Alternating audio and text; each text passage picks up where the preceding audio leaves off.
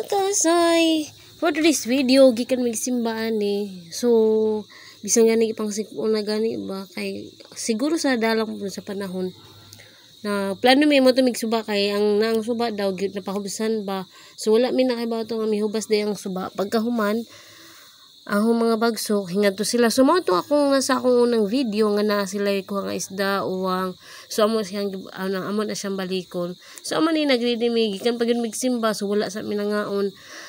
Nagluto lang mi og kuan ginisang uyap og ginamo. So partner gyud na sila no kay lami man gyud kaon nga to sa suba. So ngadto mi kay yun sila wala daw tubig. So mo na din ni pagbaktas na mo wala na gyud siya tubig. Grabing pagkahubasa. So wala nakaditik ani nga napahubasan dai ni kundi ang mga bagsok lang atong time na to nakaambog sila pag humalkit ani lang nga wala na gyud ay tubig. So na siya mga limaw. So nagdala lang gyud mi ang ana og pagkaon kay gutom naman. So lisod gyud kayo sad mag video basta wala kay kanang selfie stick ba kay mag kung unsa gani ka kurog imong kamot so magkurog gyud samot na kanang mag ana bang dawag pasmado gani. So mo na siya damurag shaky kaayo pud ba char shaky o pag sa shaky asa kurog oy. So mo na nagkuan lang mi ngang kami mga on. So sabi mang natuog kuha og isda. So syempre man to sa mi kay pamipaniud to. So sila na ready na anak ko ng isda. So pagkahuman na mo og kaon nga tumi sa taas kay nako ni daghanto. So wala na gyud nako na video sayang kay wala nako na video ang umukuha nga to nga daghan gyud pagkamandaghan sa dang isda. So narami sa kalimaw gyud nagbalik-balik og pangukay. So nara gyud mi sa kalimaw kay wala may mga kuan diha kanang wala na gyud siya tubig ba.